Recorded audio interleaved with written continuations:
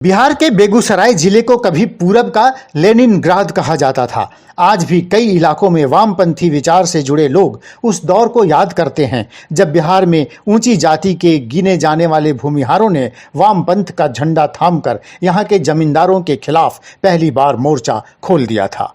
खास बात थी कि अधिकांश जमींदार भी भूमिहार जाति के थे। बेगूसराय का इतिहास गौरवशाली रहा है।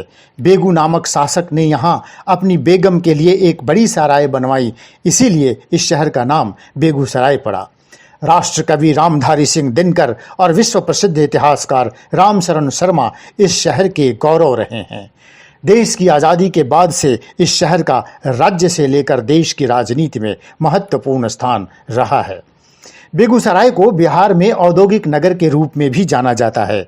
इंडियन ऑयल कॉरपोरेशन लिमिटेड का बरौनी तेल शोधक कारखाना और बरौनी थर्मल पावर स्टेशन यहाँ के बड़े उद्योग हैं, तो यहाँ कई छोटे और सहायक उद्योग भी स्थित हैं। कृषि क्षेत्र में भी बेगूसराय की खास पहचान है। यहाँ की लाल मिर्च की खेती की चर्चा तो बेहद जरूरी है। बेगूसराय में जिन जमींदारों के खिलाफ लाल झंडा बुलंद हुआ, उनकी लाल मिर्च की खेती पर एकाधिकार था। तब बेगूसराय के लाल मिर्च की मांग दुनिया भर के बाजार में थी। गंगा नदी के उत्तरी किनारे पर स्थित यह शहर पूरब से पश्चिम लंबवत रूप से राष्ट्रीय राजमार्ग से जुड़ा हुआ है। यहाँ की कांवर झील एशिया की सबसे बड़ी मीठे जल की झीलों में से एक मानी जाती है। यह शहर पक्षी अभयारण्य के रूप में भी प्रसिद्ध है। तो गौरवशाली इतिहास वाले बेगूसराय की राजनीति में धमक भी शुरू से रही है। 2009 से पहले बेगूसराय में 2 लोकसभा क्षेत्र हुआ करते थे, बलिया और बेगूसराय। बलिया लोकसभा का गठन 1977 में हुआ था। यहाँ से पहले सांसद जनता पार्टी से रामजीवन सिंह हुआ करते थे। बलिया विधानसभा, जो अभी साहेबपुर कमाल के रूप में जाना जाता है, बखरी, बछवाड़ा, बरौनी जो अब तेघड़ा है, चेरिया, बरियारपुर और खगड़िया जिले का अलौली विधानसभा शामिल था।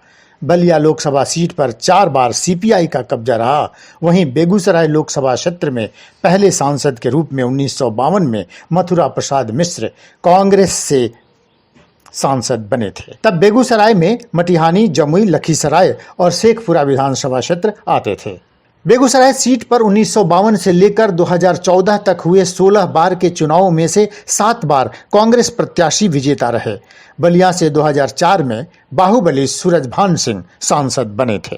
1980 से 2014 के बीच बेगूसराय सीट पर 10 बार लोकसभा चुनाव हो चुके हैं। सिर्फ 2009 के चुनाव में ऐसा मौका आया जब बेगूसराय को एक मुस्लिम सांसद मिला। ये सांसद थे नीतीश कुमार की पार्टी जनता दल यूनाइटेड से डॉक्टर मुनाजिर हसन।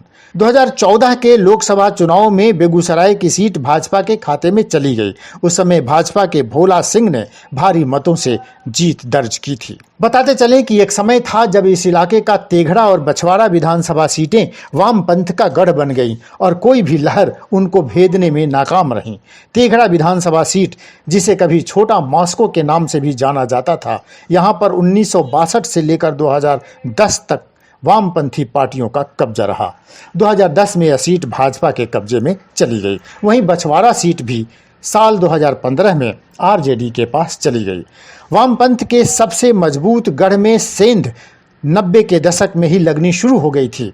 1995 तक यहाँ की 7 में से 5 सीटें सीपीआई या सीपीएम के पास थीं। लेकिन बिहार की राजनीति में लालू प्रसाद यादव का उदय, ऊंची जातियों के खिलाफ आंदोलन और बड़े पैमाने पर नरसंहार ने पूरे बिहार को जातिवाद की राजनीति में जकड़ लिया और बेगूसराय भी इससे अछूता नहीं रहा। बहरहाल बेगूसराय में हमेशा से ही भूमिहार समाज निर्णायक भूमिका में होता है। 2019 के चुनाव में भूमिहार जाति के 2 दिग्गज आमने सामने थे, कन्हैया कुमार और बीजेपी के फायर ब्रांड नेता गिरिराज सिंह। दोनों ही भूमिहार समाज से आते हैं, लेकिन बाजी मारी थी गिरिराज सिंह ने। तो पिछले 1 दशक से बेगूसराय में जनता के मुद्दे चुनाव के मुद्दे नहीं बनते। वामपंथियों के गढ़ वाले इस सीट पर भी जाति समीकरण और सोशल इंजीनियरिंग से चुनाव लड़े और जीते जा रहे हैं। इस सीट पर भूमिहारों और दलित, महादलित, पिछड़ी जातियों के अलावा अन्य दूसरी जातियों की भी खूब चलती है। जाति आधारित जनसंख्या क्या है, इससे जुड़ा कोई आधिकारिक आंकड़ा तो नहीं है, लेकिन पार्टियां जिन अनुमानित आंकड़ों का इस्तेमाल करती हैं उसके मुताबिक बेगूसराय लोकसभा सीट में भूमिहारों की संख्या करीब 5 लाख है। वहीं मुसलमान वोटरों की संख्या 3 लाख के आसपास है। कोयरी, कुर्मी, धानुक 2.25 लाख और यादवों की संख्या करीब 2 लाख के आसपास है। दलित महादलित 2.5 से 3 लाख, सवर्ण जाति 50,000, गैर धानुक अति पिछड़ा वोट 2.5 लाख से 3 लाख, वैश्य 1.5 लाख हैं।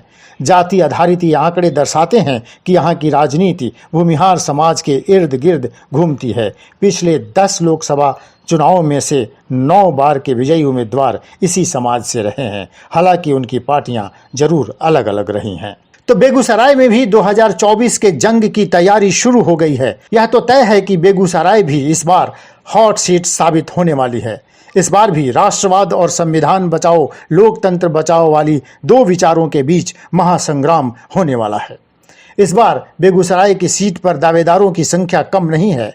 हर पार्टी और गठबंधन बेगूसराय को जीतना चाहता है। वाम दलों की बेचैनी इस सीट को जीतने की ज़्यादा है।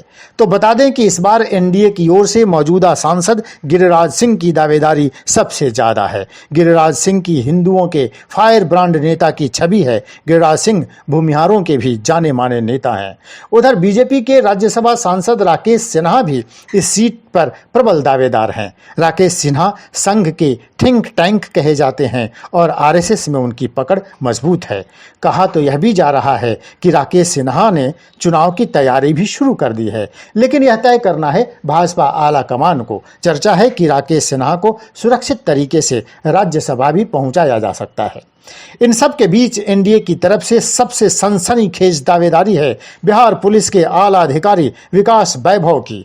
कयास लगाए जा रहे हैं कि विकास वैभव एनडीए की टिकट पर मैदान में उतर सकते हैं। विकास वैभव की कर्मठ और ईमानदार छवि है और हाल ही में सरकार से सीधी टक्कर लेकर उन्होंने अपनी दावेदारी पुख्ता करने की कोशिश की है। उधर भाजपा के पूर्व एमएलसी रजनीश कुमार भी ताल ठोक रहे हैं।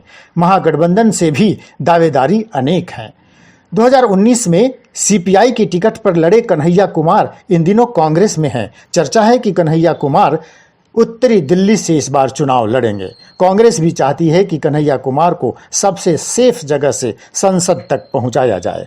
उधर बेगूसराय से महागठबंधन की ओर से सीपीआई नेता तेघड़ा विधायक राम रतन सिंह की दावेदारी सबसे ज़्यादा मजबूत लगती है। वहीं कांग्रेस नेता एमएलसी राजीव कुमार भी अपनी दावेदारी पेश कर रहे हैं।